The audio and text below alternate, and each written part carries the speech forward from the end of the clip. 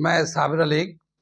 आज 27 अप्रैल 2025 और आज एएमयू का 11th science and diploma engineering का सुबह में टेस्ट था 10 से 12। पेपर तो वैसे भी पुराने सिलेबस से आना है क्योंकि नए सिलेबस में इतने कंटेंट नहीं है कि इतना सारे क्वेश्चन बनाए जा सके। तो पुराने बुक एनसीईआरटी के साइंस मैथ से ही आना है। अभी तो आगे और कितने साल तक आएंगे।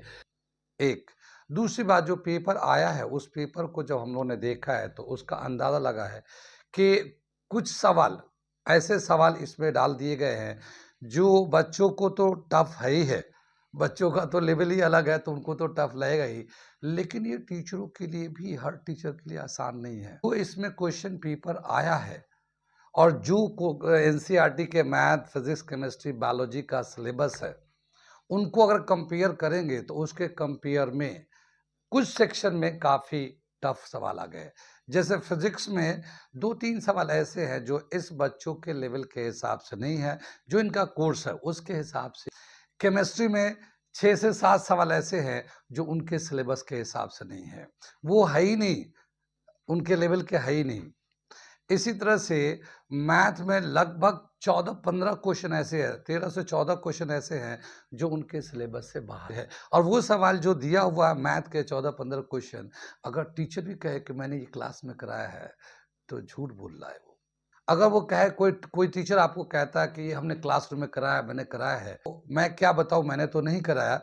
लेकिन मैं वो बच्चे जो उस टीचर से पढ़े हैं, उस कोचिंग में पढ़े हैं, ऑनलाइन ऑफलाइन जिस मोड में भी पढ़े हैं, ये तो वही बच्चे बताएंगे कि वो सवाल उस टीचर जो कह रहा है कि मैंने पढ़ाया है, वो बताएगा बच्चा। अब क्या है कि अब सॉल्यूशन लोग निकालते हैं, तो कुछ लोग तो कुछ सवाल तो ऐसे ही आते हैं, तो वो तो सॉल्यूशन बता ही देंगे। बाकी जो नहीं, इधर से गूगल से, इधर से उधर से लेके और आंसर निकाल के बताएँगे कि ये सवाल मैंने कराया था और ये आंसर इसका ये है, इसका आंसर ये है, इसका आंसर ये है।